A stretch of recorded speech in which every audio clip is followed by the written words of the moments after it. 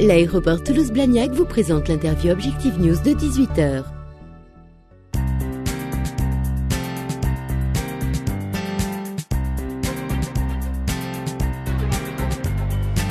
Bonjour à tous et bienvenue sur Objectif News TV pour votre interview de 18h. Aujourd'hui, j'ai le plaisir de recevoir Dominique Rousselet. Bonjour. Enchanté, bonjour. Vous êtes le directeur de Thales Aliana Space ici à Toulouse, qui est spécialisé, faut-il le rappeler, dans les équipements et sous-systèmes de satellites, on peut le dire comme ça. Vous êtes, avec EADS Astrium, l'un des leaders européens des systèmes spatiaux.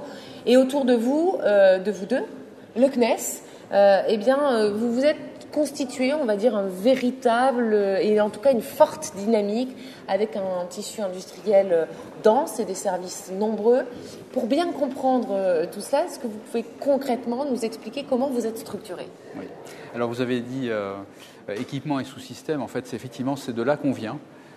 Cette entreprise, je dirais, il y a plus de 25 ans, c'est effectivement ce que nous faisions, des équipements et sous-systèmes. Évolué, effectivement. Et en fait, petit à petit, basé sur ces expertises, en fait, on est monté dans la chaîne de valeur jusqu'à venir systémier dans les télécommunications, la météorologie, la navigation, l'altimétrie.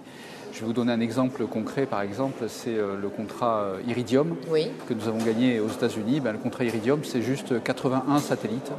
Et c'est un système de télécommunication au-dessus des systèmes. Et donc c'est en mettant bout à bout nos compétences à la fois d'équipementier, de systémier de télécommunication et puis de fabrication de grandes séries, qu'on a pu faire un prix attractif pour faire jusqu'à 80 satellites bout en bout avec le système complet clé en main. Oui, donc c'est quand même une entreprise qui a beaucoup évolué. Un tout petit peu, c'est pour ça que j'ai précisé, effectivement. Vous avez bien fait.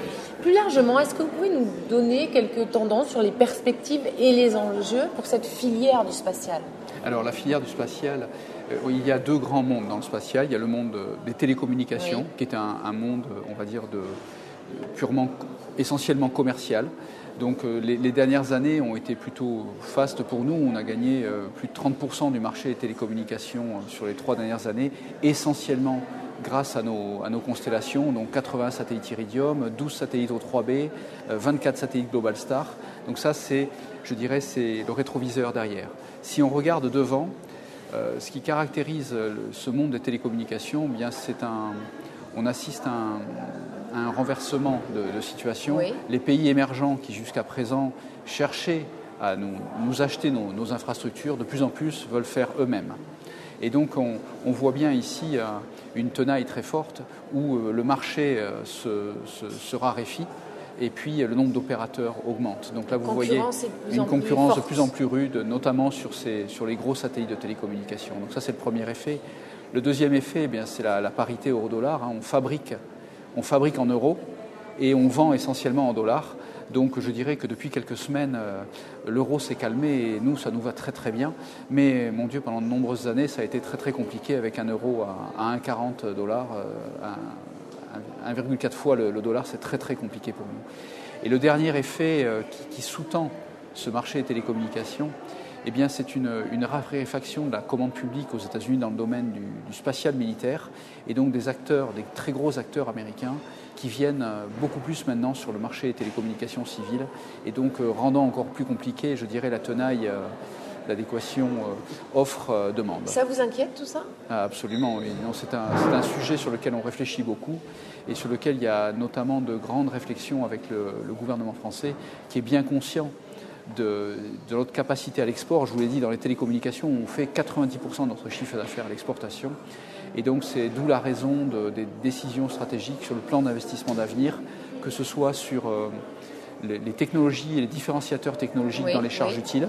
Donc, nous sommes en train de démarrer cette activité et également dans des baisses de coûts des plateformes de satellites. Et là-dessus, on va s'allier avec notre partenaire concurrent, ça dépend des marchés, Astrium, pour développer ensemble les briques d'une future plateforme de gros satellites de télécommunications. Ça fait partie des projets à venir ? Absolument. C'est dans le plan d'investissement d'avenir, absolument. C'est vraiment ça.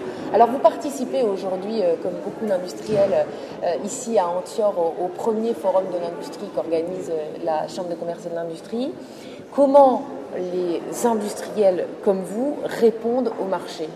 Alors, la question est importante. Je vous ai expliqué une très forte pression économique, vous n'arrivez à vendre que si vous êtes à l'état de l'art, au prix et à l'heure et en qualité. Oui. Et donc en fait, ça fait de très nombreuses années que la façon dont nous construisons les infrastructures que nous délivrons, c'est systématiquement basé sur une politique de make or buy, c'est-à-dire soit on est au meilleur prix nous-mêmes et on sait qu'on sera à l'heure et en qualité et on fait nous-mêmes, ou systématiquement on va chercher sur le marché ouvert les briques dont nous avons besoin. Donc c'est là qu'entre en jeu donc, notre politique d'achat et donc quelques ordres de grandeur. Nous injectons environ 90 millions d'euros chaque année sur Midi-Pyrénées en achat. Alors essentiellement par rapport à des choses que nous réalisons sur Toulouse et donc que nous sous-traitons en local. Et tout ça se fait d'une manière organisée et avec des réflexions long terme avec nos partenaires. On n'est pas du tout dans le spatial, dans le one-shot. On a absolument besoin, quand on vend un satellite, il faut qu'il soit à l'heure. Et il n'y a pas un satellite qui se ressemble. D'accord ? Donc il faut bien comprendre que notre problématique systématiquement, c'est comment est-ce qu'on gère cette phase initiale du programme où on va inventer ce qu'on a vendu. Et donc vous imaginez bien que ça ne peut pas se faire systématiquement avec des acteurs nouveaux. Donc en fait, il y a vraiment une structuration de la filière spatiale qui s'est opérée au fil des années et sur laquelle on veille particulièrement parce que ne pas veiller à cette structuration, c'est mettre en danger nos offres de demain. Donc ce que vous êtes en train de nous dire, c'est que non seulement il y a de la place pour les PME dans le secteur spatial, mais que c'est en plus un des maillons sur lesquels vous vous appuyez, vous, gros industriels et donneurs d'ordre, pour votre propre entreprise. Absolument. Je vous ai expliqué qu'on ne faisait nous-mêmes que ce sur quoi nous étions compétitifs. Et il y a de nombreuses activités qui sont vitales, par exemple, pour ce que nous réalisons ici à Toulouse,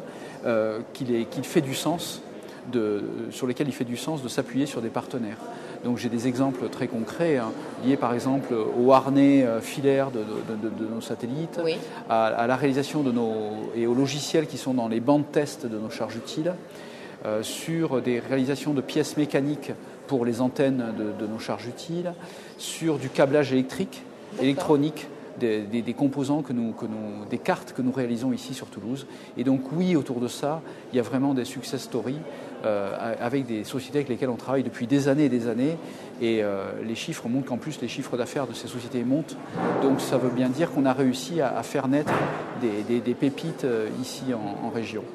Mais encore une fois, il n'y a pas de génération spontanée, ce n'est que par des relations long terme et des échanges sur nos roadmaps, c'est-à-dire où est-ce que va le marché, comment est-ce qu'on le sent, et puis des échanges avec également les inventions, l'innovation de ces PME et comment les injecter dans nos offres de demain.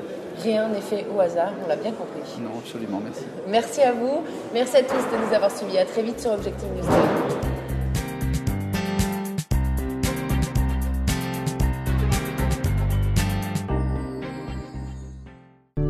L'aéroport Toulouse-Blagnac vous a présenté l'interview Objectif News de 18h.